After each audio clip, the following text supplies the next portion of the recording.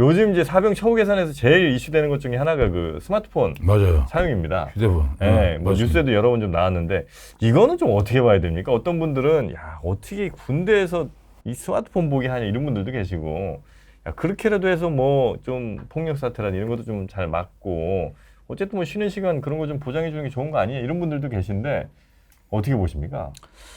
스마트폰을 나눠줘가지고 우리가 처음에 우려했던 거는 군대 내에 보안이 밖으로 나간다든지 그걸 제일 우려를 했죠. 네. 근데 그거에 플러스해서 이제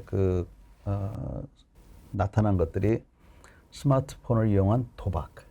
아 맞아요. 네, 그다음에 무슨 많이 한다고 그러던데. 이상한 무슨 사이트에 접속해가지고 뭐 범죄 행위에 연루되는 거.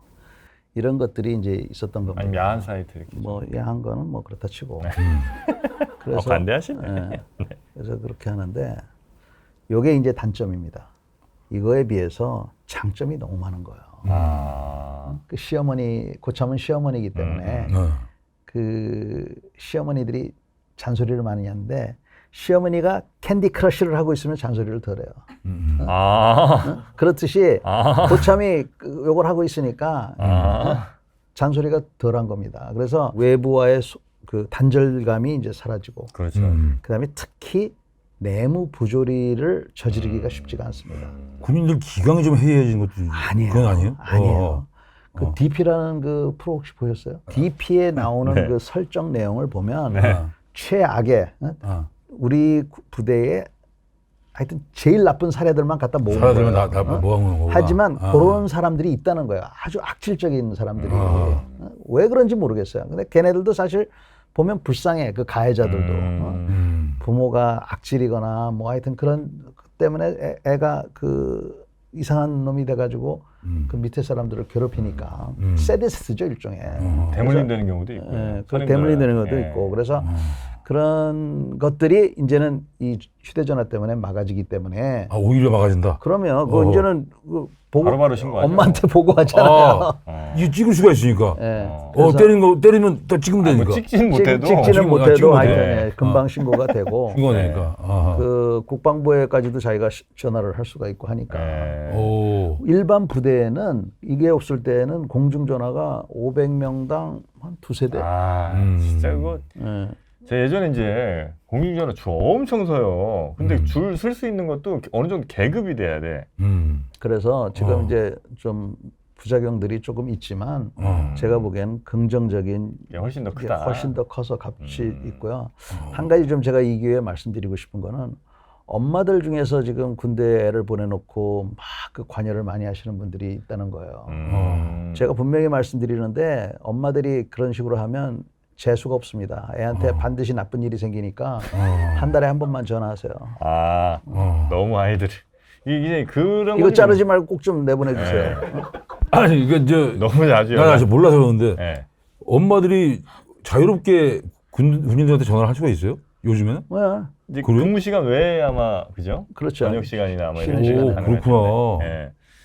근데 엄마들이 아들한테 전화하는 건 괜찮은데 소대장, 중대장한테 전화해가지고 우리 애 근무 빼주세요, 뭐 우리 애 뭐 휴가 보내주세요, 그러고 막 그런다는 거예요. 소대장, 중대장한테도 전화할 수가 있어요? 사실은 성인인데 그죠? 군대 갔으면 이제 성인인데 성인이라기보단 자기 그냥 그 아들이라는 생각이 너무 강하시니까. 그거 재수없는 생각이에요. 네. 알겠습니다. 그런 남자하고는 결혼도 하면 안 돼요. 그런 엄마를 가진 남자. 네네, 알겠습니다. 이것도 자르지 마세요. 네. 자, 그러면 그 사병들의 처우 관련해서 이제 하나가 스마트폰 사용, 요게 이제 하나 큰 이슈가 있었고요. 또 하나가 이제 월급 200만 원. 네. 이게 이제 대선 후보의 이제 공약으로 나온 거라. 네. 왜냐면 저희는 너무 그와는 차이가 많은 월급을 받았거든요. 한 만 몇천 원 받았던 것 같아요. 이게 200만 원, 이건 실행 가능성이 있습니까? 아니면? 지금 뭐 추진한다고 그러잖아요. 월급을 1년이면 2,400만 원이에요. 네. 그럼 괜찮네, 군인도. 아니죠. 왜냐하면 24시간 근무해서 200만 원이기 때문에 아하. 8시간 근무하고 200만 원이면 괜찮은데 네네네. 24시간 근무하고 200만 원이잖아요. 그 잠을 잘 거예요, 군인들도. 잠을 자도 아 거기서 깨우잖아요. 아하. 지금 만약에 직원을 뭐 밤 10시에 깨우면은 왜 전화했냐고 당장 아하. 노동부에 신고하죠. 그렇지만 우리 군인들은 그게 아니기 때문에 24시간 늘 근무 상태입니다. 네, 근무 우리는. 상태라고 봐야 돼요. 네. 그래서 200만 원이 제가 보기에는 적정한 거라고 생각해요. 적정한 거예요? 다만 어허. 한꺼번에 매달 200만 원 주지 말고 한 50만 원만 주고 150만 원은 적립을 했다가 전역할 때 이자 좀 붙여서 한 3천만 원을 목돈으로 주면 이 사람이 뭐 학비로 쓰든지 해외여행을 가든지 뭐 할 거 아닙니까? 차에 나가서 뭐 이거는- 보증금 쓸 수도 예, 있고. 이거는 이스라엘에서 이렇게 하고 있는 거예요. 네, 그래서 네, 우리도 네, 네. 그렇게 하면 좋겠다는 게 제 생각이에요. 그러면은 2025년이면은 내후년이잖아요. 네. 내후년? 내후년. 후년. 네. 그럼 그때까지 좀 우리 아들들은 좀 2명이거든요. 아직 군대, 네. 군대 안 가는데 네. 그때 보내야겠네요. 그러시죠. 아, 지금 몇 살인데요 지금? 아 지금 이제 21 이제 20. 할 때 됐네요. 이게 안 갈라 그래. 둘 다 어떻게 대학을 어떻게 들어가가지고 아 빨리 보내. 나도 보내고 싶지. 본인이 안 가는데 어떻게? 아니 본인들이 가는 게 좋을 거예요. 그렇죠. 어린 나이에 가는 게 좋습니다. 근데 뭐 자식 이기는 부모 없다고. 아 그래도 저한테 한번 연결해 주십시오. 알겠습니다. 이 기자로 좀 보내주세요. 네.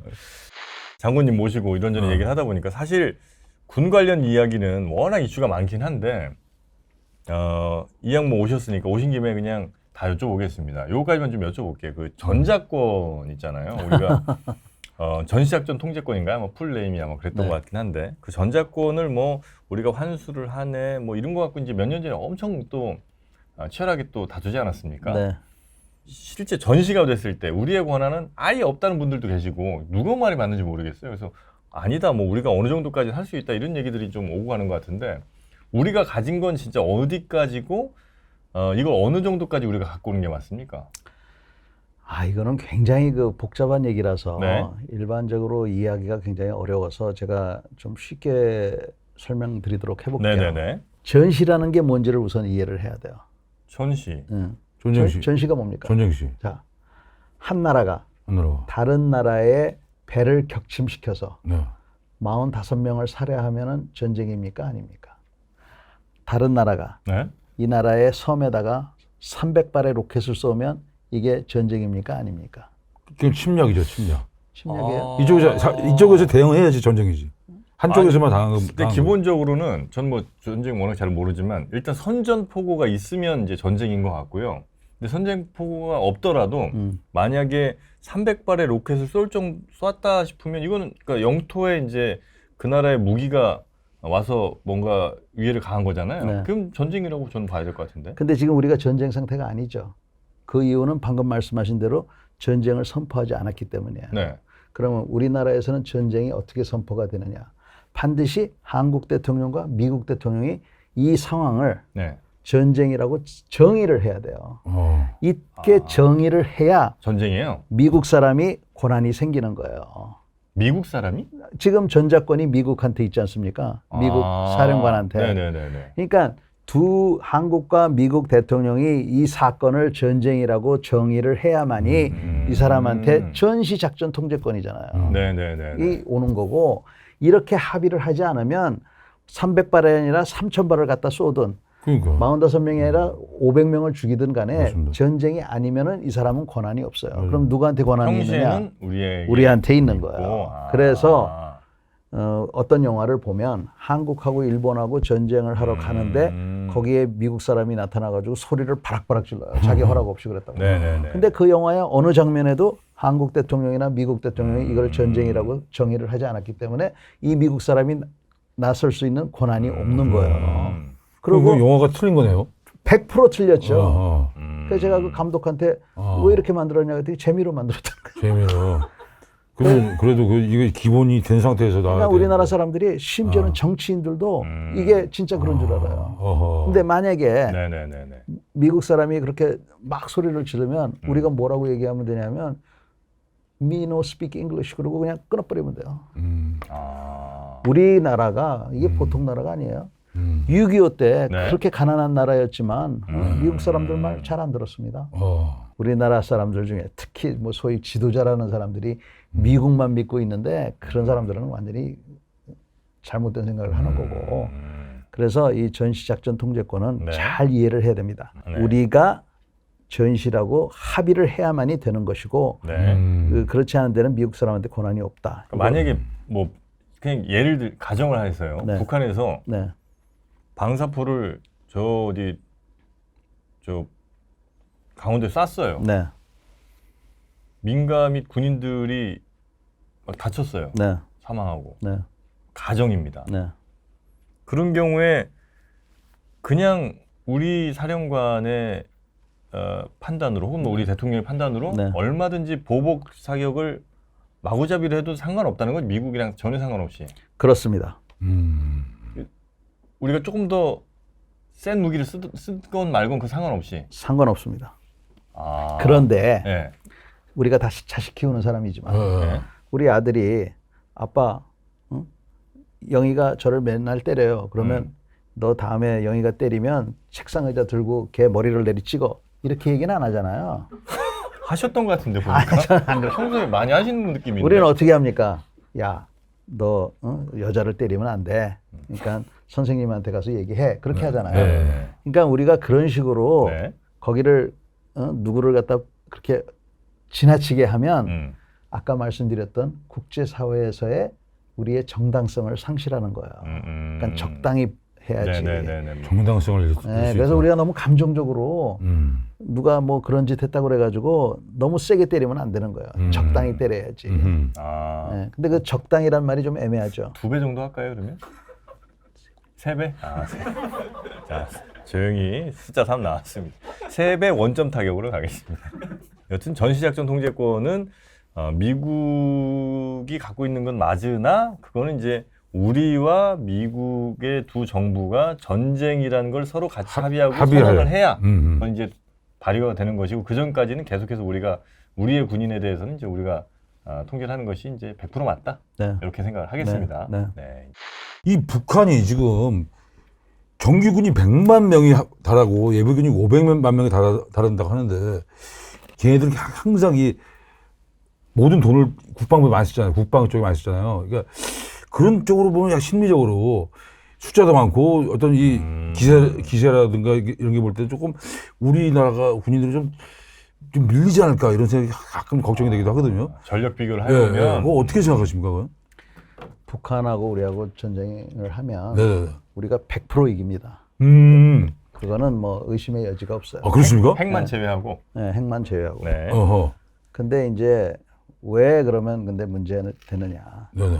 전쟁이 나면 우리가 손해잖아요. 북한보다는. 네네 맞습니다. 그러니까 전쟁이 안 나도록 해야 되는데 네. 북한이 우선 우리를 너무 우습게 봐요.